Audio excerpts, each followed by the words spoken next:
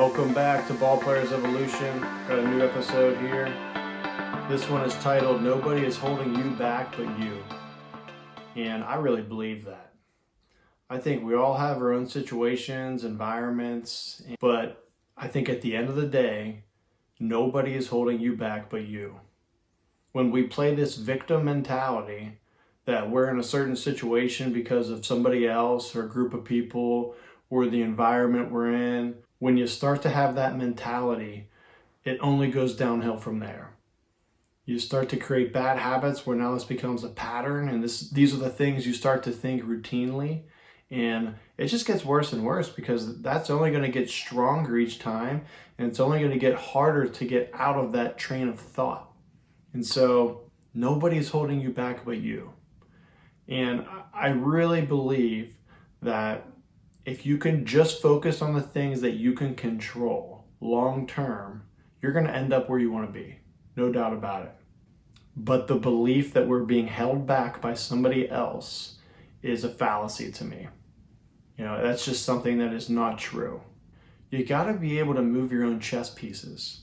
You got to be able to take accountability as your first reaction instead of playing the victim mentality as your first reaction.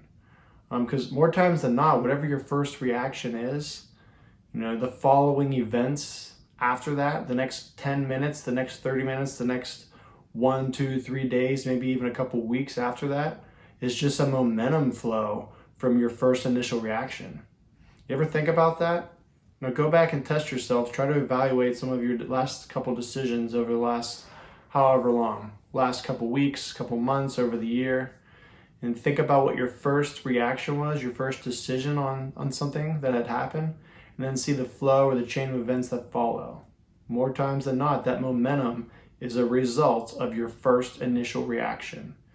And so now let's go back. If you're playing the victim mentality, now you've automatically set up this negative flow to just keep going, and this momentum, this avalanche just starts rolling.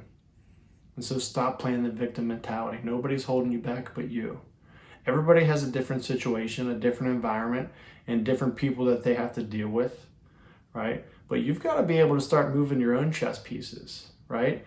Everyone's going to be moving their own pieces. Everyone's going to be making their own decisions, ultimately for what's best for them. And so nobody is putting you in your situation. Nobody's putting you in the environment you're in or putting you around the people that you don't want to be. We got to start taking accountability for where we're at. And we also have to understand that there's not going to be this perfect route to where we want to go. Talked about in a previous episode, I've mentioned a couple of times now, there's no such thing as a straight line path to success. It's going to be ups and downs. Right? You can go back and examine the most successful person in any industry, and it was ups and downs. It was constant ups and downs, and it was, not every single day was good. Not every single day they were up. It's just you got to be able to stay through the course. And you've got to understand when you're down, why am I down? What can I do? What can I control to get me out of this negative state or out of this state of current failure, this temporary failure that I'm in, to get me back to on the winning side again. It's ups and downs. As long as you have more ups than downs at the end of the day, you're going to stay on your path. And as long as you can control the things that you can control, that trend is going to be upward. That's one thing that I can tell you from, just from an athlete, my playing career, that I have found to be true 100%. And you've got to be able to look at it over a large sample size. You can't take these small sample sizes of things, of temporary failures, and apply that to everything, because you're getting inaccurate information and you're not giving yourself a really good evaluation of something or of your situation or really just yourself. You need to look interior before you look exterior. You need to look at what you're doing right now before you look at what other people around you are doing. Again, nobody's holding you back but you. I'll give you an example. There are plenty of guys in the major leagues right now, today, that came from an environment that had so much more adversity and challenges and poverty than what most of us will face on a daily basis. And somehow they find a way to make it all the way up through the ranks, to get noticed, to become a major leaguer or a professional athlete in any sport. And so that right there, with somebody starting from scratch, and I've played with them, and I'm not just making that up. I've played with guys who have came from nothing. I mean, literally sleeping, on dirt, not having shelter on a regular basis, not having the things that we take for granted. And coming from an area where baseball does not have many resources, maybe in a country where baseball is not very important there, or any sport. And so to make it from there, to make it out of there, to get noticed, to have the lack of resources to get out of that environment. I mean, let's look at it from a training perspective. How is somebody going to even get baseball equipment, a bat, a ball, a glove, the things necessary to develop the real baseball skills to get better? And they find a way. They somehow find a way to get out of that environment, use their talents, use their hard work to find a way to get out of that, to then eventually become a major leaguer. And I'm using baseball because that's my background, but you can apply this to soccer, basketball, football. I'm sure there's several stories at each sport of cases like this. And to think we're complaining about our bat, that it's not weighted properly, or our batting gloves, or our fielding glove isn't broken in the right way, or the ball keeps popping out, or our shoes are a little bit too tight or a little bit too stiff, or whatever it may be. That is the victim mentality. When you have those thoughts as your excuse, we need to have a serious adjustment mentally as to what it is we're thinking on a daily basis.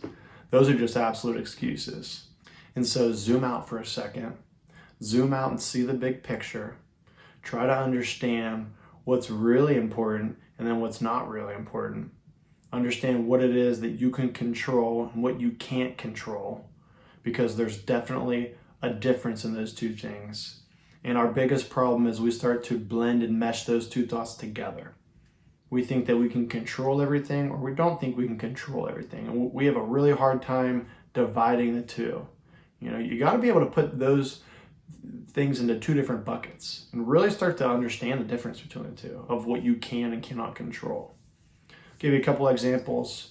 A golfer, they can control their swing. They can't control the wind, right? They can control their tempo and their touch on the greens. They can't control always their ball rolling over a divot, or just lipping out or hitting the stick and bouncing out.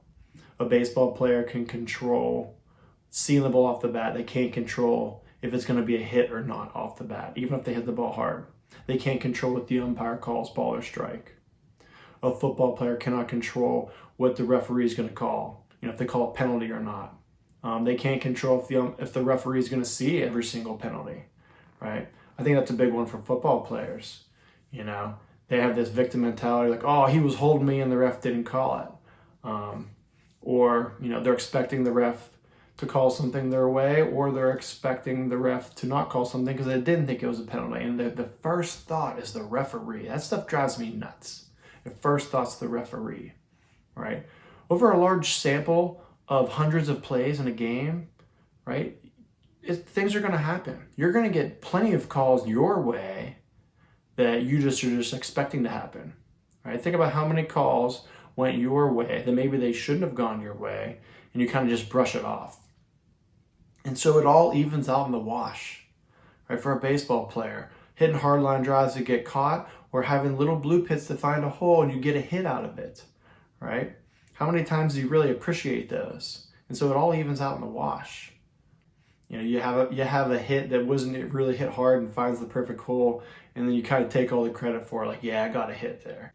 When you didn't hit the ball hard, you got lucky you found a hole. That's part of the game, right? That's part of the game. I'm not taking any credit away from anybody there, but you have to understand it goes both ways. It evens out in the wash. You're not a victim. And here's the one thing I want you to think about deeply for a second. If we were all a victim, we all would be long-term failures. If everybody had the mentality that we were all victims, there wouldn't be one successful person on the planet. We would all be long-term failures. And so it's just not the case. We're not victims of our situations, and nobody's holding you back but you. And so the three main things we need to stop using as an excuse. Number one is our environment as an excuse. I don't have enough of this or that, or good enough coach, or enough resources, or an expensive enough equipment. We got to stop using that as an excuse, right? Because when you look in the major leagues and see a guy coming from the Dominican, or a country that does not have the resources or the money or the things to provide an athlete that we here in the United States get used to having in front of us, those are just excuses. And so we see it happen. We're seeing it happen in real life where guys are making it out of the slums of the world and proving to the rest of the world that it's not so much about how expensive your equipment is, how much money your dad has, how expensive your high school is, or all these other things that can help you, but are not going to ultimately be the decision as to if you're going to get to where you want to go at the end of the day. That lies upon you, putting in the work, putting in the commitment, the dedication. So environment's number one. We're going to stop using our environment as an excuse.